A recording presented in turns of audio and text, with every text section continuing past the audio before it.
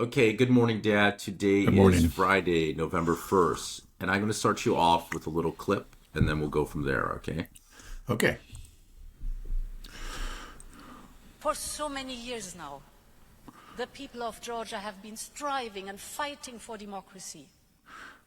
They have a right to know what happened this weekend, and they have a right to see that electoral irregularities are investigated swiftly, transparently, and independently. Georgians, like all Europeans, must be the masters of their own destiny. Okay, so that was Ursula von der Leyen. So Georgians have a right to know what happened last weekend. So can you start us off by telling us what happened? What happened is that the Georgia Dream Party, as expected, won. I mean, there were a number of surveys that were done beforehand. There were exit polls and everything. They all pointed to the same result, and that is victory by the Georgia Dream Party. So there's nothing surprising about this. There's no reason to suspect irregularities. And in fact, nobody there has put forward any evidence that there were irregularities. I'll say what the results were. I believe it was 52, maybe 53% by Georgia Dream, 38% by the opposition party. So it was a decisive victory by Georgia Dream. Now, Can you tell us a little bit about these parties? Who's the Georgia Okay. Dream Party? What's this opposition party? Yeah. Well, the Georgia Dream Party, you could describe it as a Georgia First Party. In other words, it's a party that puts the interest of Georgia first. So they have no interest in making Georgia a vassal of any power, either Russia or the EU. If anything, they've been, somewhat hostile to Russia, but just somewhat. That's the thing, and that's what infuriates the EU and NATO. Is just that they have not joined in the sanctions, which again it's not in the interest of Georgia to do so. Russia is by far its largest trading partner. There are a lot of Russian tourists that go there. They have a lot of connections to Russia. There are a lot of Georgians living in Russia. And there's just no reason to sever these ties. Again, it's like Georgia's situation is similar to Ukraine prior to the Maidan Revolution. And interestingly, the leadership of the Georgia Dream Party has pointed to Ukraine again and again, and has made it kind of one of its main kind of talking points, we could say. Say we do not want to be Ukraine. And they, like during the campaign, they showed pictures of, devastated Ukrainian cities and said, is this what you want? In other words, there's just no reason to let ourselves become a tool of the West. They said that, in fact, I think it was the president himself said that he was approached by Western European officials and urged to actually launch an attack on Russia. And he said, and then, you can launch the attack when they retaliate, you can retreat and we'll come to your aid. This is what he was told. The current president of Georgia? Yeah, the current president of Georgia said he was approached by European officials. That's right. Which is probably true. It's probably some crazy Baltic president or something that did that, but it says, absolutely not. Now, interestingly, of course, back in 2008, there was a war between Georgia and Russia. It was a very brief one. And the truth is that Georgia started the war. Georgia attacked, these breakaway territories and killed Russian peacekeepers.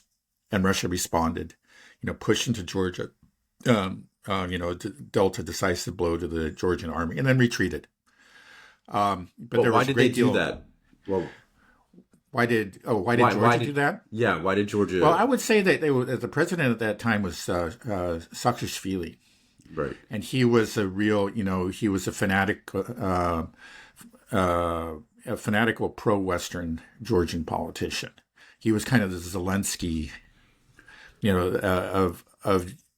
of Georgia at that time. He was trying to essentially he was trying to do like what Zelensky's trying to do now. He's trying to bring in NATO, bring in the Western powers on his side. He knew he couldn't defeat Russia, of course, but he thought, by provoking Russia and Russia responding, then perhaps, the Western powers would come in. I think they had made some suggestions to him that they would, but they didn't. I remember at the time, I think John McCain wanted the West to come in on Georgia's side, but it didn't happen. That's so, we could see if Saakashvili had remained in power, maybe we would, now see in Georgia what we're seeing in Ukraine. That, he wanted to take Georgia down Ukraine's path. Now, the current president, his name escapes me, but the head of the Georgia Dream Party, has shown himself to be a very hard-headed, a realist, a pragmatist. And he, quite remarkably, he actually went to those breakaway territories and apologized for what Georgia had done back in 2008. And I find this, it's quite remarkable. He did the right thing. It's very rare for presidents of countries ever to do these kind of things. But it also, I think it infuriated the West because it didn't jibe with the narrative, and that is, that was just an unprovoked, that was unprovoked Russian aggression against Georgia. I remember at the time that incident was the incident that woke me up to geopolitical realities, and when because your brother and I were following it in real time. Of course, your brother actually is fluent in Georgian. And, has a very high level of Russian competence as well. And he had been living in Georgia and he'd just come back. He had warned me. He said that Saakashvili, this man's crazy, is going to start a war. And then the war began and we knew what had happened. And then I saw the reporting in the West. Poor little Georgia is being attacked by Russia. And I was thinking, this is crazy. This is just like, it's not. I had always thought I was rather sophisticated, that about news and say, they try to make things more black and white than they really are, and they kind of spin it. But what I was seeing was that black was white and white was black. They were just outright lying, and they were on the wrong side of this conflict. So that was a really important event in my life. It really woke me up to what was going on. So anyways, that's been a very important narrative in the West. Now, again, it's like so often, if you really read the news carefully, like the back pages of the New York Times, you would find out that subsequent investigations show that, in fact, it was Georgia, that attacked Russia. But the narrative kind of remained firmly in place, that it was just poor little Georgia was attacked by Russia. Now this president, among his many sins was the fact that he rejected that narrative and admitted that it was Georgia that attacked. The other thing that he did, or his party did, was to pass this a Foreign Agent Registration Act, which makes perfect sense, and all kinds of Western countries, including the United States, has. In fact, their Foreign Agent Registration Act is based closely on the U.S. Act, and if anything, it said the U.S. Act has more teeth. It just requires, if you are an organization and if you receive more than 20% of your funding from overseas, you need to report it. It's pure transparency. It's essential, it's what, and then it doesn't prevent you actually from operating within Georgia, but you just have to, put that label out there, we are foreign funded, so that people know. But it created a huge storm of protest among the pro-Westerners in Georgia and from the EU. And the EU actually was furious and penalized Georgia and threatened them for doing this. It's just bizarre, right? And then not too much, a few weeks later, Georgia passed a law against LGBTQ propaganda directed at minors. And that, too, provoked a lot of fury within Europe to say, you're straying from European values. We're deeply concerned about Georgia. But, again, I'm happy to see that the Georgian government the Georgia Dream Party is held firm, and it just basically said F you, and, just said, hey, this is our country and we get to decide. We have, So yeah, it's quite a remark. Georgia is a very small country, but it's an ancient country with a very, very proud history going back, millennia. Um, and I hope they survive. Right now the Western powers are doing everything they can to carry out a color revolution. Yeah, again, they've accused Georgia of irregularities, without evidence. In fact, there was somebody, I should mention, there's one other character in Georgia that's quite remarkable. It's the president of Georgia. Okay, the prime minister is the head of the Georgia Party. Okay, that's what I was going to. Okay, I was confused because I was going to say, isn't the president this Salome woman? Yeah, and so as in many countries, the president in Georgia is kind of a ceremonial post. It doesn't have a whole lot of power.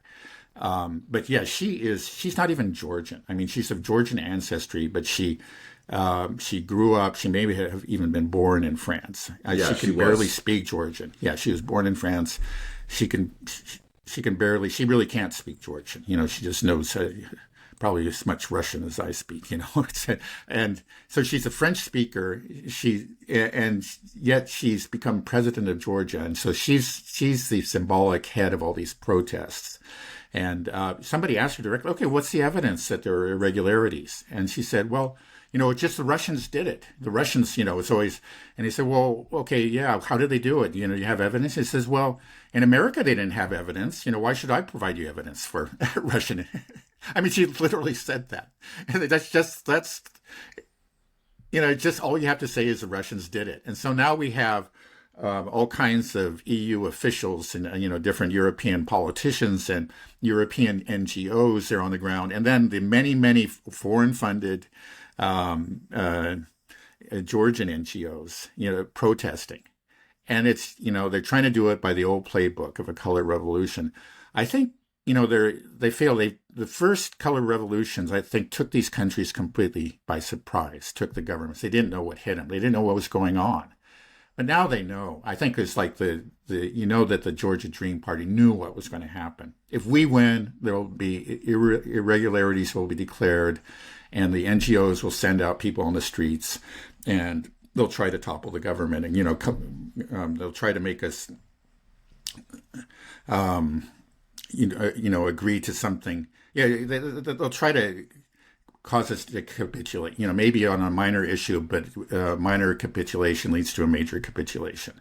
It's what what happened, of course, in Maidan in Ukraine in 2014. Right. So I think they knew completely what they're going to do, and they're holding firm. Right. To me, it seems like the jig is up for the West in terms of color revolutions. We've done it so much, and like you said, we've been using the same playbook. We saw this in Belarus not too long ago as well, an attempted color revolution. Can you kind of explain just the process of how the United States foments color revolutions? How they go about it? Yeah, well, part of it is the establishment of many NGOs. And I heard this figure just the other day that there are 20,000 NGOs in Georgia. That's hard to believe. If that indeed is true, then probably like every other Georgian, is employed by an NGO. But let's say even if it's off by an order of magnitude, like there's 2,000, that would be a huge number of NGOs for a country like Georgia. But you have these NGOs, and they set up classes, they educate people, and they hire them. This is the thing, is that they can hire young people for like $10 an hour or $20 an hour. It's just a huge sum. It's just like 10 times the amount of money they can make, at a regular job in Georgia or Ukraine or wherever, these NGOs are operating. So they become very loyal. They can win their loyalty. Maybe they haven't, maybe they haven't won their loyalty, but they got it. These guys know what side of the bread is buttered. So they will do their bidding. So when you say, "Hey, it's time to go out on the streets and protest," they'll go out. You can get easily turn out tens of thousands of them. They're all on the payroll of these NGOs. And then it's not just that they're kind of indoctrinated in Western thinking, and supporting the West, but they're taught certain tactics.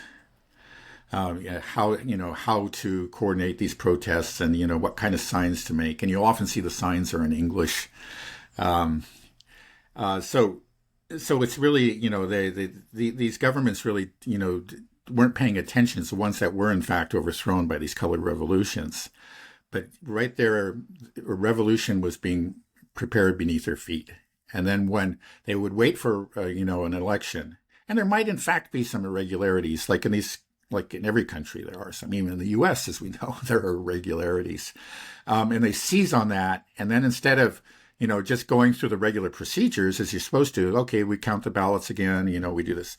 They insist that, okay, the government that was elected is illegitimate and must step down, and they can create tremendous pressure.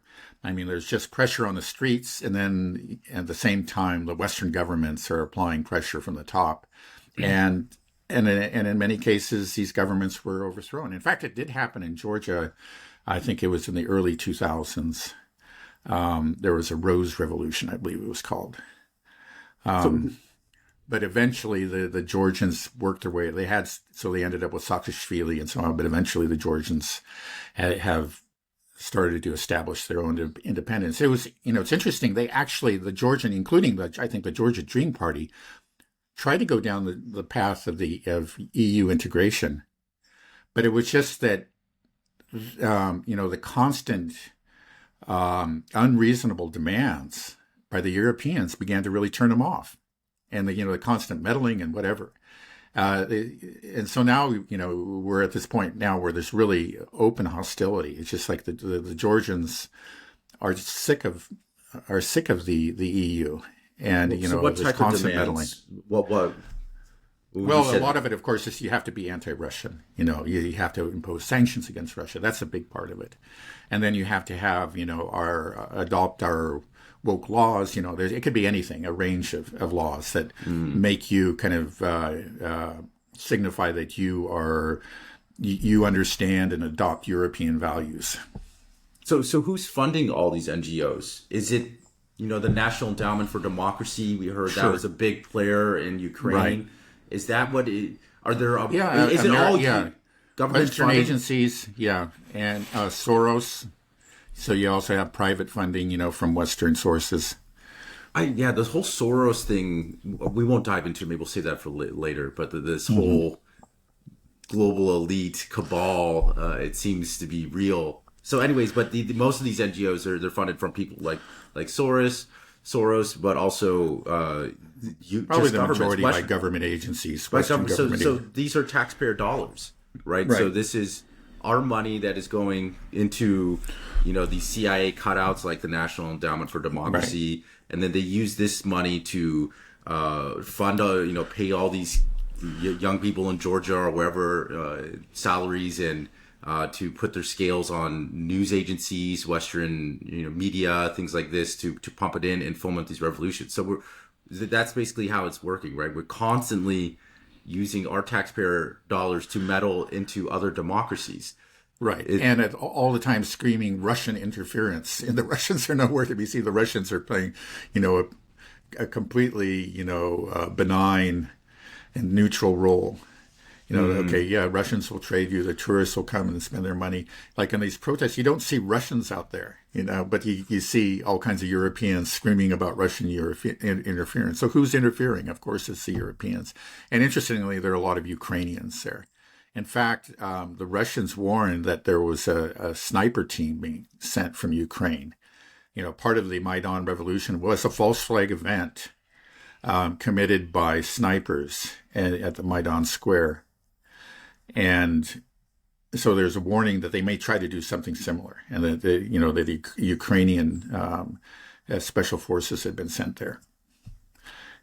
It seems like we built the U.S. and the collective West. We have our system of Western democracies, and it seems like we know how to game the democracies. We always talk about, we got to keep elections fair, but it seems like we understand how the game works, and we're able to put our fingers on the scales all around the world, on every other democracy in the world. It seems like we like democracies because we can manipulate them more easily. Well, we like them when we get the results that we want. So if the opposition parties had won, there would be no irregularities, and it would just be wonderful. It would be a great victory for democracy. But you don't understand. It's just sort of similar, like within Western Europe. If National Rally wins, that's a blow to the democracy. So we, in the interest of democracy, we need to suppress them, and do whatever we can, play all these games, and that's what they do, right? So it's just democracy has come to mean quite simply, Western hegemony, and right. So, it just seems like the West has been giving democracy a really bad name. We grew up always thinking that democracy, this is the ultimate system where the people are in charge. We get to decide. We are in charge of our own destiny. But it's all of a sudden now it doesn't feel that way anymore. It doesn't feel like democracy is good. So, I mean, I think it's fair to say that Western democracies are failing. Would you agree? Yeah, I would agree. And they are. Yeah, they are. I mean, I think the whole world can see it. They're not, and they're not at all democratic. I think you could always make criticisms of them, but there was. It used to be that real opposition parties, could win, and there was, but there is this new elite that's has taken power in the West is extremely. Has an extremely narrow vision and regards its own policies and preferences as synonymous with democracy. It's not like, okay, well, we're going to pursue our policies, and then if we lose the election, we'll let the other party, pursue its policies. It's no, our policies are democracy, right? That's what you begin to see. So, you're seeing in the U.S. and all this talk about Trump House somehow representing an existential threat to democracy, because again, he might institute policies that are not democratic, which is, in other words, our policies. When we say our policy, we're just talking about this bureaucratic deep state, this globalist cabal. So what happens then after what's next for the West? Do you think that our system of government will change to a point where we no longer call it a democracy, or that it collapses? Like, if Western democracies are failing and we're watching them fail, and democracies no longer have that rosy tint to them anymore, what comes next for the West? Will we just pretend that we have democracies while really we have some kind of authoritarian? We're in the process of seeing that right now, and I think we'll just continue to see that process, right? There a gradual, steady hollowing out of democracy. It may go from gradual to rapid at some point. I predict that we'll maintain, the name of democracy for long after there's anything meaningfully democratic about our institutions or our systems. That happened actually in the Roman Empire. The Republic fell, but they maintained at least like this facade of the Republic. They still had a Senate, and they still had, a lot of the Republican institutions remained, and they actually lasted for a couple centuries, and basically everybody knew that it was empty and meaningless, but it was just sort of a nod to the past and just to the form of democracy. But then I can't remember the emperor. One of them just said, let's even forget this, and he just shut it down. There's no point. So we may see something like that at some point. But I think that's the course that we're on. But if they just do that, people will know that this is over, right? That this is right. But at some point, it will be people will accept it's over, it's gone. It's just like in the Roman Empire. There were people that were fiercely devoted to the Republic and wanted to revive it, but their numbers steadily decreased until there was just one old guy in a little Italian town, and it didn't mean anything. Yeah, so I think that's what we're going to see here. Now, like I said earlier, I do have some hope that that at least in some European countries, the old system might, be revived. That there might be some sort of return to real democracy, in some European countries, just because you do see a number of European parties that have substantial support, and I think clearly understand what are going on. They're openly anti-globalist, and they know what the ruling parties are doing, and they're led by intelligent people. Most of them are on the populist right, but not all of them. Like I said, I think there's reason to be hopeful about Europe, at least some European countries. A lot of people are more hopeful about the U.S., but I just don't see that, a coherent anti-globalist party in the U.S. or even faction. You just see a few individuals. Yeah, because we are the globalists. Like, Europe can break away from the United States. The United States can't really break away from itself. We're talking about really the U.S. empire, and Europe, they're our vassals. And so, maybe but we also did have a republic at one time, that's in our do you think in that recent memory. Yeah, I mean, I just hear about it. Do you believe much in the theory of anacyclosis, the cyclical pattern of governments? This idea that every form of government contains the seeds of its own destruction. You go through a cycle from a democracy turns into, they say, a autocracy, like a mob rule, and then goes to a monarchy to tyranny. Yeah, I think it's basically true. I mean, you can make too much of it, and you don't want to apply it too rigidly. But that statement that every system, contains the seeds of its own destruction, I think is completely true. It's just that, the conditions that gave rise to, the American Republic no longer exist. And now we have these new conditions and a new kind of people. And, we have a lot of the old forms, the old institutions. Now these are being hollowed out because we live in new times. And, I think that's just an incontrovertible fact that, every system contains the seeds of its own destruction, because it's a product of a period, of a particular period of history that can't be replicated. That group of men, let's say back in the late 18th century, they established institutions that lasted decades and in some cases centuries, but they can't last forever. Right. So we are seeing we're reaping the destruction now. The seeds of destruction are being harvested. So we are seeing the Western democracies, the beginning of it, starting to crack and fail. I believe that it's not. Oh yeah. Yeah, there's no question about it. It's just the I guess what I never foresaw was just the utter insanity and stupidity of it. Like I was just talking about the French president of Georgia and her comments about Russian interference. I mean, it's just so.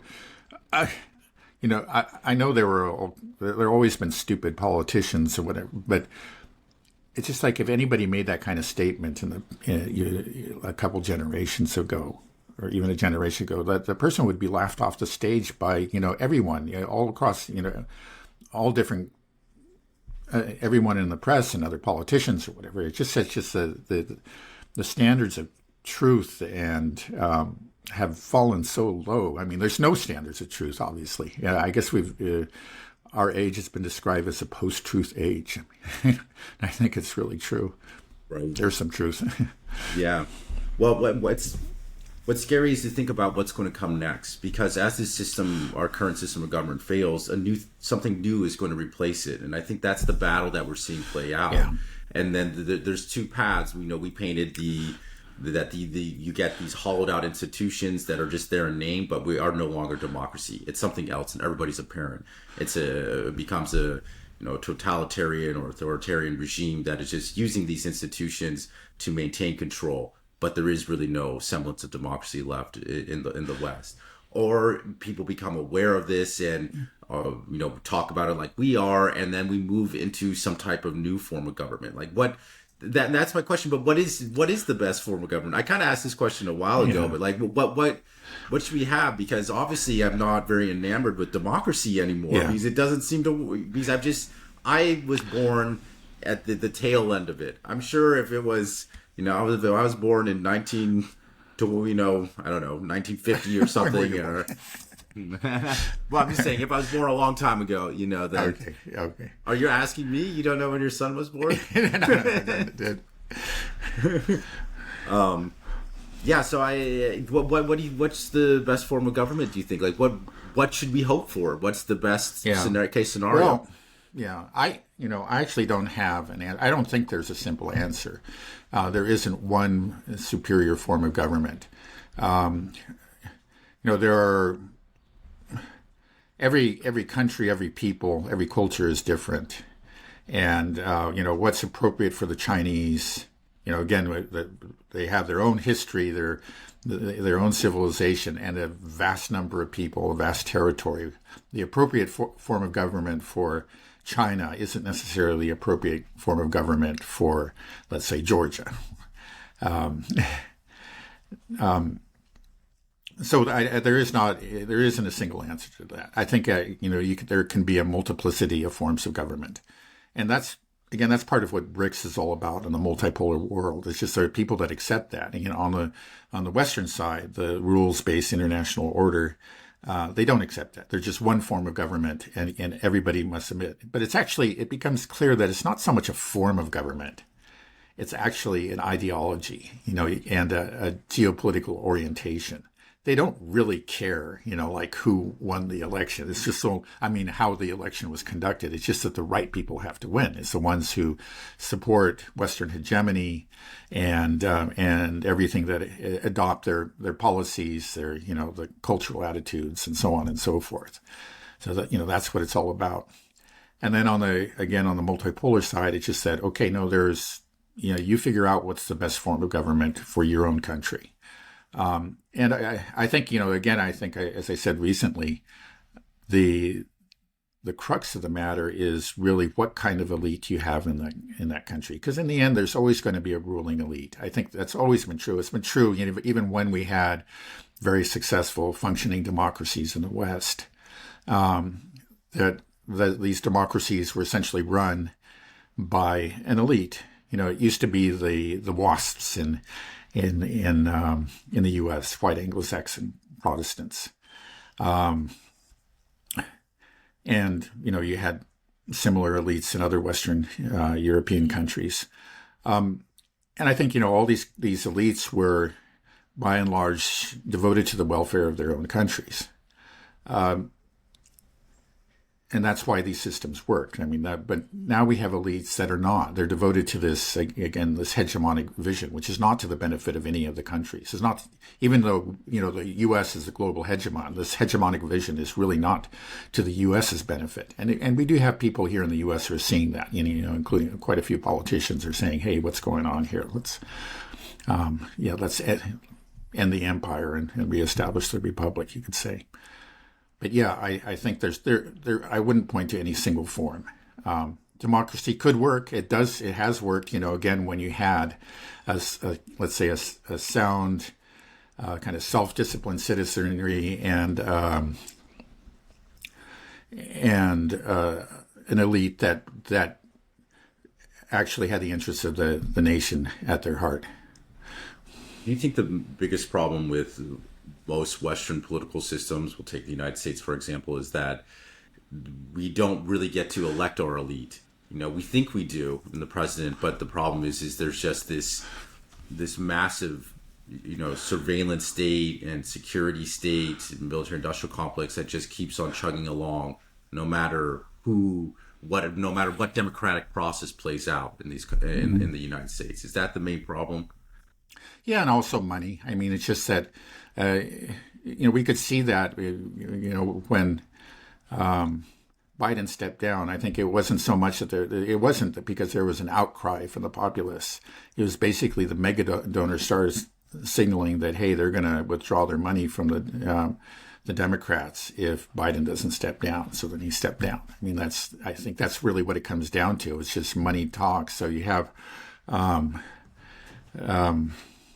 individual votes don't mean anything. So like the individual citizen really can't do anything, but a mega donor can. There's a small class of people at the top who can really call the shots. So how do you fix that system, Dad? It's not easy. I don't. Do we just like let I it said, keep I on? don't see it in the U.S. I just don't see a solution to it. Again, because you can't just have an inchoate discontent among the people, that's what we have. A lot of people sense that things are wrong, and they have some of them have a general idea of what's wrong, but that doesn't matter. They like the people at the top don't care about that, because what really what decides? Okay, let's say it's the end of the power is not contained in disorganized masses. It's contained in small, cohesive groups, tightly organized political parties, that have an objective and carry it out.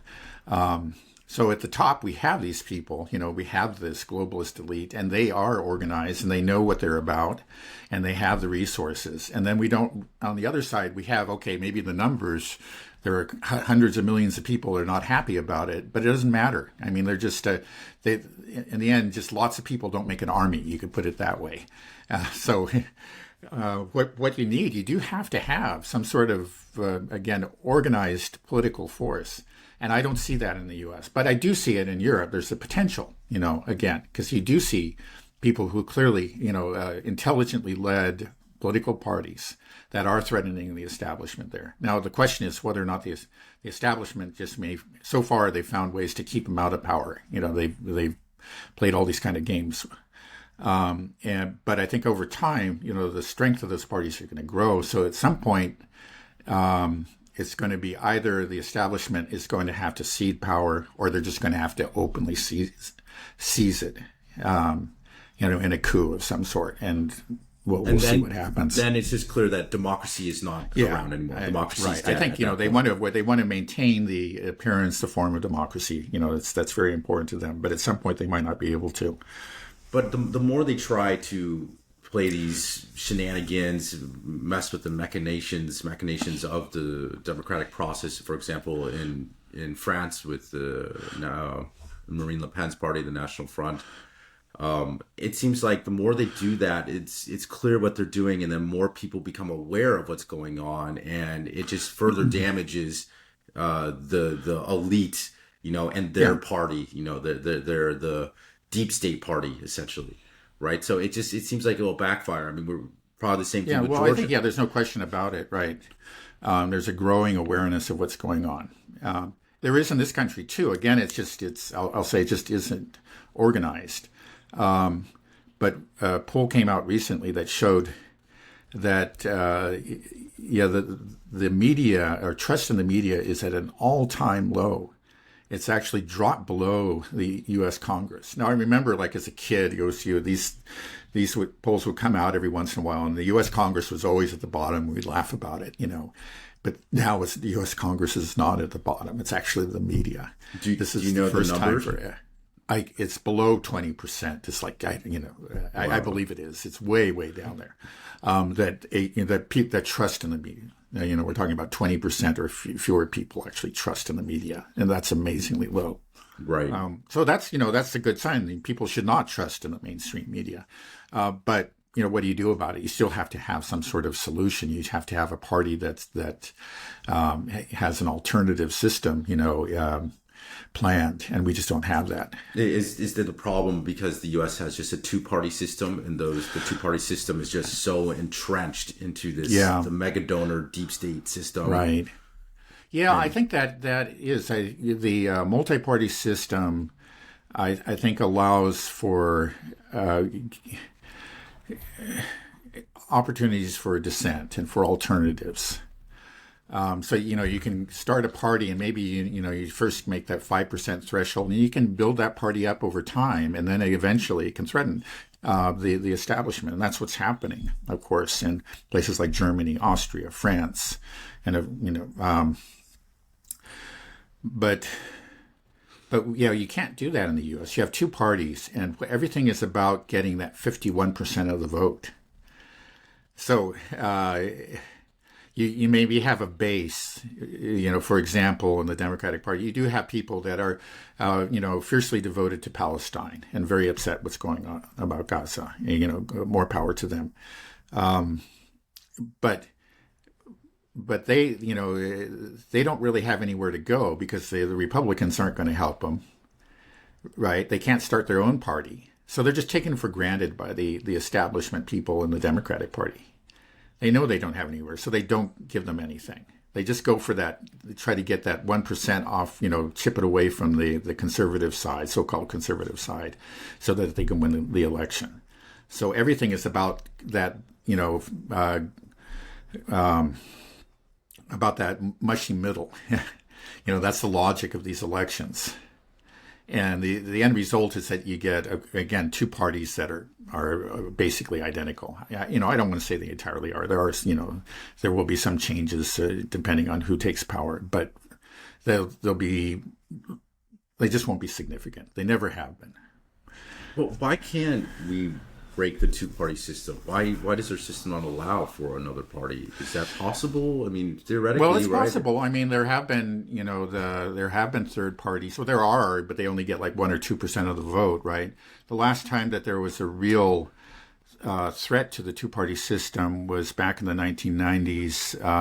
Ross Perot. I'm terrible with names, but this Perot, I can't remember right? the guy. Ross Perot. Ross Perot, yeah, exactly, Ross Perot, and I think he got something like 20% of the vote, and he could have gotten more. He was just a real flaky guy. I think he started off and he was doing very well. He was up there with 30% or more, and then he claimed that that somebody was going to launch a terrorist attack on his daughter's wedding or something, and that his life was in danger, and he pulled out, and then he went back in. He still ended up with 20%, but if he hadn't done that, I think he might have even won, or he really become second. But that's the last time that it's happened. I mean, there's always a chance, but the thing is, his party, it had some specific policy planks, and one thing was, I think, his main. What he was all about was really opposing NAFTA, the North American Free Trade Association. He was a protectionist, like Trump is. And that was very popular at that time. And it, went against the establishment in both parties. So that there was some real substance to what he was doing. But it was also about a personality. And, once the personality, this one person is gone, then the whole thing evaporates. He didn't have a tightly organized political party. And I think that's what you need to have. You have to have, you can't just have a general, you need to have an army. And we just don't see that. That's something that takes time. And I just don't see with you could have a breakthrough with somebody, a Ross Perot-like character again, but I don't know if it'll make a difference because he has to have an army. And you need to build that up over time. And the two-party system just doesn't allow for that. Okay. So you think we're just going to kind of muddle along as this democracy just kind of begins to fall apart, the wheels start to come off? It is. Yeah, it clearly is falling apart. It may just, it may fall apart slowly over the course of decades, or the whole thing may come crashing down next year. I'm not going to make any predictions. Mm-hmm. And then the thing is, when it goes, I know I kind of asked this, but when it goes crashing down, it's just going to be chaos for a while, and then you think there's going to be a new form of government that comes out, a new system, a new leader, a new elite, a new... Well, I think, eventually, but it just, who knows? I mean, we could enter into some kind of dark ages, an extended period of chaos and, with warlords and who knows. In America? In America, yeah. There's no reason why we can't. We say, oh, we're Americans, but hey, it can happen to anybody. It's just like people have been telling me how incredibly law-abiding the Chinese are. And I say, yeah, no, it's all very true. But 100 years ago, that was a Wild West kind of place. It was very violent, and they were full of opium addicts and everything. It's just like there's nothing really inevitable. It's not like, oh, we're Chinese, so we're just this way. It's just that, no, if your political system breaks down, there's going to be chaos. I don't care what kind of people you are. Really? Yeah. Well, it feels like it's breaking down now. I mean, the election is in just a couple of days. Right. And it feels like things are so charged. Do you think it could break soon? Yeah. Like in the next Oh, yeah, it definitely months? could. I mean, just like I said, but I'm just not going to make any predictions. But, Yeah, like we've said, it's just like the kind of heated rhetoric that we're seeing in it hasn't slowed down. I read it in the New York Times and other places. It's just that, Trump really is a fascist. He really is going to try to end democracy. And again, these aren't just, fringe bloggers that are saying this. These are, major pundits and politicians and, supposedly serious academics and so forth. So if they really believe it, then again, as we said, they would be justified in launching some kind of coup, taking some sort of extra constitutional measures to nullify the election. And, again, it's just like we've seen that in Western Europe is when the wrong party wins, they'll do whatever they can to keep that party out of power. Now, they've been able to do it kind of like semi-legally in places like France. But I think, it could be just, again, it could be something like an open coup. It could happen. I'm not predicting that it will, but the potential is clearly there. I think we're lulled into this false sense of security by being America. I just always grew up, right. America's number one, democracy is the best, we're the greatest. But one after another, I'm seeing sort of the veil being lifted, about the U.S. military, about the U.S. being number one, us being all about freedom, us, and all of a sudden it's all breaking down. Yeah, and then we've mostly have talked about and will continue to talk about what's happening in places like Ukraine and the Middle East, and that has revealed that the American empire is falling. But Americans themselves, the vast majority of them, have no sense. They're still living in the past. They still think that it's just that America has stood strong for so long, has been the world's leader for so long. That there's a sense that this is just a permanent thing. It's forever. It's just sort of an established fact of life. But that's not. There's nothing permanent in human societies. All empires fall. They all do, and ours will. It's, I think, clearly starting to fall at the edges. And it's just a question of when it'll fall. It could be soon. It could straggle on for decades. Well, I don't know. I'm not going to make any prediction. Well, just the possibility of warlords in America. I know that's you're just throwing it out as an example. Yeah, but it is. There's just no. When empires fall, that's that's what happens. Look what happened. Again, when I was growing up, the Soviet Union was an established fact. It was forever. It was like Mount Everest. It's just like you say Mount Everest is going to fall down. You get out of here, right? Soviet Union was forever. Nobody thought that could ever fall, and then it fell one day. And no, they didn't have warlords, but it did, experience just an utter collapse. The life expectancy of the average man dropped like 20 years. People starved to death. It was a horror, and nobody could foresee it. They've come out of it, obviously. But that was if we, I don't think there's any reason to think that things will be better here. If it may take a different form. I'm sure, of course, it will take a different form. But there's going to be some hard times ahead. I guess the good news for the Russians is that it only lasted about 10 or 15 years. And then they got out of it. That's why Putin is so popular. He's like two Roosevelts and one to them. He's the one that brought them out of this horror and has made them, prosperous and safe and orderly and strong again. You're making me feel like I need to get out of the country, Dad. This is... I feel like the right part of me. Well, we built that structure in the backyard. We can move into that, right? The chicken coop. But part of me, I feel mixed about my loyalty to the United States because I've been living outside the United States for so long. But I'm back here in Tennessee, and I do love it here. I had a great time growing up here. I love the people here.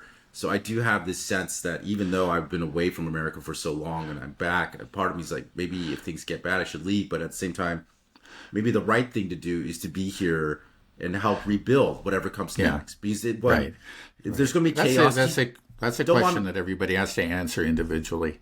And And yeah, I don't think there's a single answer. It's just right. I mean, you don't want, if there is chaos, you don't want all the good people to flee and everybody just run out and then just leave it to the warlords. There needs to be some people here to rebuild, and so maybe I can help be part of that. But it just feels like that's what we're coming to, is that this thing is going to collapse, and like you said, it's just dark ages could be coming, and it's a little spooky. Yeah, we'll see. Look, again, I'm not making any firm predictions, but I think it's eminently possible. Whereas it wasn't 10, 20, 30. Certainly when I grew up, it was I came to realize, like I was saying, maybe like this war that we're going to get involved in the Persian Gulf or something. But I began to see that actually there wasn't any risk. America was very powerful, and it certainly was. It was really at the height of its power in the 1990s relative to other countries, and it was extremely powerful too. I mean, even there was the Soviet Union, and there was always this possibility of a nuclear war, which was really a possibility. So there was that threat. That was the only thing. The U.S. system was very stable, or extremely prosperous, and our institutions were really very solid too. And it just looked like we were going to be there forever. We had figured out something that really worked. And that's why in the 1990s, you got theories like, The End of History by Fukuyama. I thought that it was basically the American system had won. And this was it. It was just kind of like up to the rest of the world to adopt our system. And then that would be it. There would be no more history, basically. There would be no more conflict, because we would all admit that this was the one successful system. Boy, that's That didn't last that long. proved to be incredibly wrong. I saw that as, I couldn't believe that at the time, but there was this real solidity, and that is just gone now. I mean, there's at every level, it's just like you can see the cracks in the edifice, and the cracks keep on getting bigger. It used to be a very solid edifice, but now no longer. Okay. Well, Dad, I want to ask two unrelated questions. It was a really interesting conversation we had here, but there's two things that I've been seeing a lot that we've been talking about. One is just really quickly about the North Korean troops. I've just been hearing so much news and chatter that they're going to be in Kursk, or they're going to be in the Ukraine front. Is that actually happening? That they will actually be fighting? I've seen no evidence of it. And I still, I can't say that it can't happen. Maybe there's some, if the Russian government has decided to bring them in, they must have some reason, but I just can't see the reason. There's absolutely, the reasons that are supplied by the Western media and the Ukrainian media are absurd. The Russians do not need extra soldiers. They're getting 30,000 a month, right? They don't need 10,000 North Koreans that don't speak their language and don't, completely lack interoperability with the Russian units. It would be a real challenge. Now, I just don't see it. Why would they do it? And nobody's actually, in all these reports, nobody's actually given a reason for it. I mean, the reasons that they apply are absurd. Now, I can't say, there's something that we just don't know about, and there's some reason to do it. But until I see some actual evidence, I'm just not going to believe in it. But it's really funny, because it just keeps on getting more elaborate and more hysterical. And so, you start to wonder, could they actually, that's exactly going to Kursk? what happened. Now, one thing is that legally they can. Because there's no reason. Kursk is Russian territory. Everybody admits that it was invaded, and they have this mutual defense treaty. So it's just there would be no violation of international law or anything. But again, they just don't need it. I think it would create problems for them. And it would provide an excuse to the West to bring in foreign troops into Ukraine. They already have mercenaries and sheep-dipped, CIA agents and whatever, but... Right. But they could do it openly. So I would be extremely surprised. I have enough faith in the Russian government and Putin's judgment that if they did it, there would have to be some sort of elaborate reason. It may be some sort of chess move that they actually want the NATO to respond in a certain way. But I don't expect. I really don't think so. I think the whole thing is just is some sort of psyop by Ukraine and NATO. Right. I agree. It didn't make sense to me, from everything we talked about this conflict that, there's no reason to bring in North Korean troops. Like I said, it would just cause issues with interoperability. But like you said, that they're saying it so much with such conviction as if it's a fact that it's already it's happening, that this is what's happening. That I'm like, maybe it is true. So that's why I wanted to bring it up, just because I just been seeing so much of it. I haven't seen. Yeah, right. I mean, we've seen all kinds of fake news, but this one really takes the cake. I mean, it's so elaborate and it's gone on for so long that you really wonder what's. So anyway, we'll watch it and figure out it may just all immediately disappear after the election. And then they'll stop mentioning it, and then they'll go on to something else. Yeah, another thing is the story that the Russians and the Ukrainians were secretly negotiating some sort of truce between attacks on the energy system. And there's just been no evidence for that. But I mean, they're coming out in very, authoritative newspapers like the Financial Times, saying, our sources tell us that they've had these negotiations in Qatar and so on and so forth. And I don't think any of that's true too. I mean, it's not anywhere near as elaborate or funny as the North Korean hysteria, but that's another story that's been come up again and again over a period of months. And I think it's just completely fake news. There's just no evidence. It doesn't make any sense. Why would the Russians negotiate that? They have 100-to-1 advantage in this, the energy infrastructure war. Why would they agree to a truce?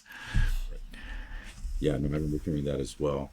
Okay, well, one last question before we end it is just about the Iranian retaliation, or I've been hearing stories that it's going to happen before the election. Can you confirm that or tell us what you think? I've heard the same reports, and I think it's quite possible. I think clearly they are going to retaliate.